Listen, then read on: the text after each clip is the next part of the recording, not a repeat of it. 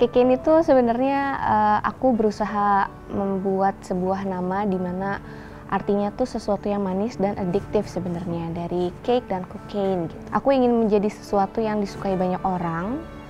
Maybe there's a little bit dangerous side to it, tapi very very addictive.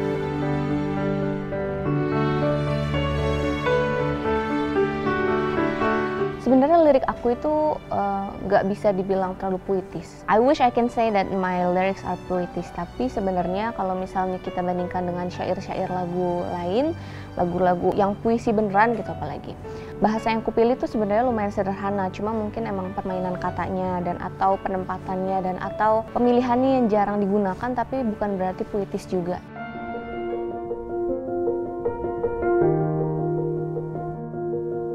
Di karya-karyaku itu aku biasanya tidak memberikan pesan untuk menyemangati gitu. Kalau misalnya Kunto Aji dengan mantra-mantranya mungkin ada kalimat-kalimat yang bisa menenangkan.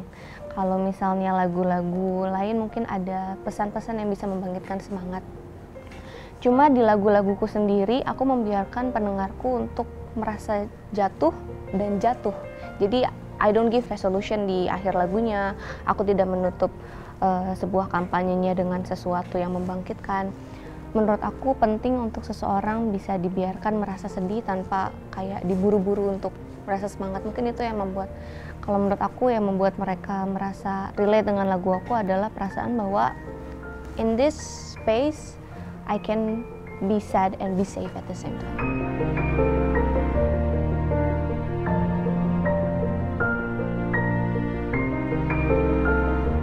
Sebenarnya banyak banget perubahannya. Kalau dari sisi psikologis Nadine pada saat menulis album Selamat Ulang Tahun itu, aku emang spesifik cuma pengen ngasih hadiah kayak a tribute to my teenage year, karena aku pada saat itu udah memasuk 20 tahun.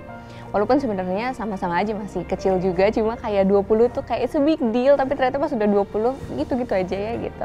Cuma pada saat itu adalah excitement aku untuk memulai 20 tahun dan meninggalkan masa belasan tahun aku. Jadi di situ isinya lagu-lagu untuk sahabat-sahabat aku, untuk bundaku ada 2 lagu, untuk aku sendiri gitu. Dan gak ada lagu tentang cinta di situ kecuali Taruh. Tuh kayaknya unintentionally juga menulis Si Kalah Bertaruh ini kan ada 5 lagu. If you know 5 stages of grief, cuma aku tuh baru tahu bahwa si 5 stages of grief ini sebenarnya bukan untuk orang yang ditinggal, tapi orang yang akan pergi. Di EP Kalah Bertaruh ini 5 stagesnya semuanya ada, tapi ngacak memang. Dari sebuah tarian yang tak kunjung selesai sampai diakhiri dengan dan selesai. Jadi in a way si 2 lagu itu aja sebenarnya adalah sebuah fase denial. Soalnya kayak di awal aku bilang lagu ini tidak selesai-selesai, hubungannya tidak selesai-selesai, tapi di ujungnya aku pamit di lagu dan selesai gitu. Jadi emang itu adalah sebuah, aku udah nyusun serapih mungkin di kepala aku gitu, tapi kalau misalnya didengarkan tidak berurut pun sebenarnya masih baik-baik aja, asal dan selesai tetap terakhir.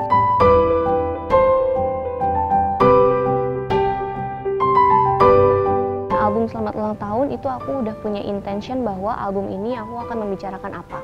Kalah Bertaruh lebih ke aku menulis, ternyata satu benang jadi aku satukan menjadi sebuah mini album gitu. Pada saat itu aku sempat pikir apa jadiin album lagi, tapi ternyata pas aku tulis lagi udah menjadi sesuatu yang dipaksa gitu loh. Jadi kayak oke, mini album it is done, 5 lagu aja. Beberapa laguku yang lain yang mungkin sekarang masih ada di voice note dan belum aku produce sama sekali. Kadang aku lagi iseng, lagi di jalan, lagi di mobil gitu, terus kepikiran sesuatu, terus menjadi sebuah nada, baru bisa aku voice note. Ada beberapa lagu yang cuma kepikiran kalimatnya, tapi belum ada nadanya, aku tulis di note. Tapi banyakan dari mereka itu emang selalu sesuatu yang aku dengar dulu dari lagu orang lain, baru bisa aku kembangkan jadi lagu aku sendiri sih, Kak.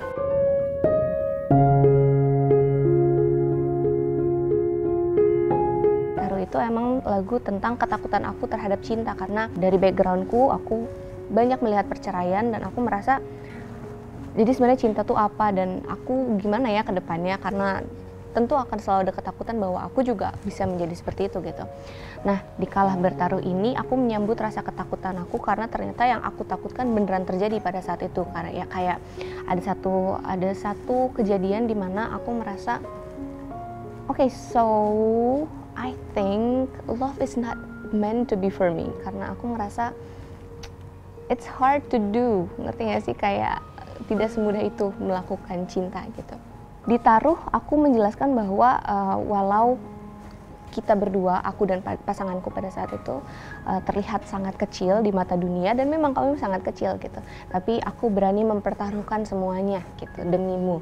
Dan di kalah bertaruh itu, karena si taruhnya masa taruhnya selesai dan ternyata taruhnya kalah, jadi disebutnya kalah bertaruh gitu. Dan sebenarnya kalah bertaruh itu adalah extension dari taruh, dan itu sama sekali unintentional, karena who knows aku bakal kandas cintanya pada saat itu, but yeah, it happens.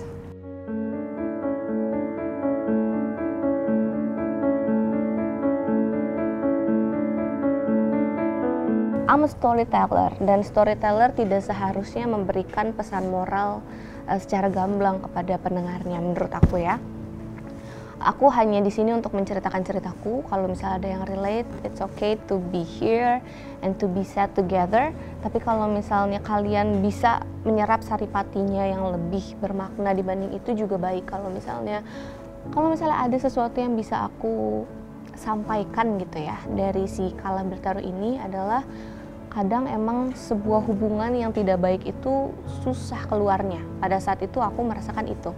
Kita selalu ada in between perasaan ini tuh baik dan tidak baik, dan baik dan tidak baik gitu. Karena sebuah hubungan yang tidak baik kadang emang naik turunnya parah banget gitu. Andai aku bisa ngobrol ke diri aku sendiri pada saat itu adalah, the only way you can stop the roller coaster is by getting off of it gitu. Gak ada cara lain selain cabut dari si roller coasternya itu.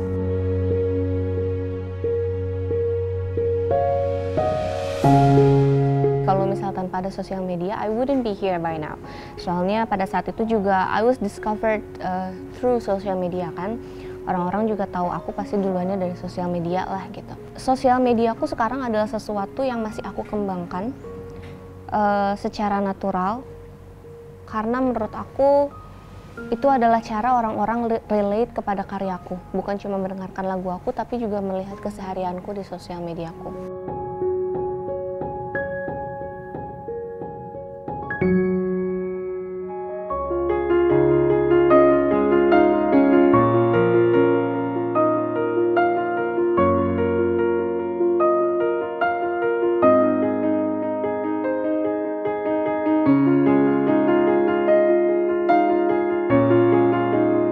Bundaku itu dia adalah manajer pertamaku. Sampai sekarang dia masih menjadi CEO di labelku. Dia masih hands on juga kalau misalnya ada proyek-proyek besar. Cuma karena dia sekarang udah ibu-ibu banget gitu kan. Jadi kalau misalnya aku nyanyi keluar kota, dia udah nggak pernah ikut.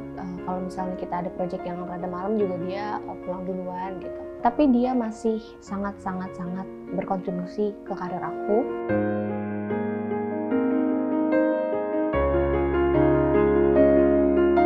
Dekat sama Bunda, jadi tentu semuanya aku lebih sering ngobrolnya sama Bunda. Sifat yang aku teladani dari Bunda adalah keterbukaan dia terhadap diskusi sama anak-anaknya, sama pasangannya tentu, tapi juga terhadap aku sebagai partner kerjanya gitu. Mungkin si diskusi itu tidak selalu berakhir dengan satu kesepakatan, cuma the idea of discussion itself adalah sesuatu yang menurut aku penting banget untuk dimengerti sama semua anak, termasuk aku, supaya di dunia nyatanya pun kita bisa diskusi sama orang lain.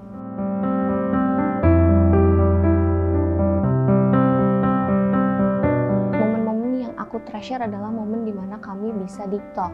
Obrolan yang pernah kita obrolin itu ada di intro album Selamat Ulang Tahun. Di situ dia menceritakan tentang pandangan dia terhadap cinta. Aku juga menceritakan tentang pasanganku, dan dia juga selalu open untuk mendengarkan tentang aku. Dan ya itu, momen-momen yang aku treasure adalah momen dimana kami paling terkoneksi lewat TikTok.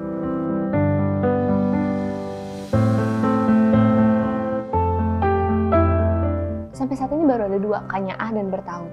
Kanyaah itu artinya kesayangan dalam bahasa Sunda, yang tersayang. Tapi nyaah sendiri sebenarnya kalau misalnya secara harfiah tuh bukan cuma sayang, tapi juga iba gitu. Jadi kayak kalau misalnya ada anak kecil jatuh, aduh kadede kanyaah gitu. Nah, perasaan sayang yang aku rasakan dari Bunda ke aku itu bukan hanya sayang, tapi juga iba, empati, simpati, rasa kasihan, dan itu juga aku rasakan kepada beliau, dan itu aku ceritakan di Kanyaah.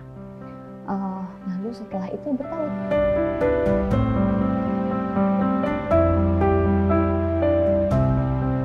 Aku berharapnya Bunda umurnya panjang supaya masih bisa menemani aku sampai lama gitu. Aku juga pinginnya sama seperti aku sekarang yang nenek aku masih sehat. Aku juga tumbuh dengan beliau. Aku juga ingin suatu hari nanti kalau misalnya aku punya anak, tumbuh dengan bundaku. Kalau bisa bahkan lengkap sama mimiku juga gitu. Aku harap Bunda sehat selalu dan selalu penuh senyum.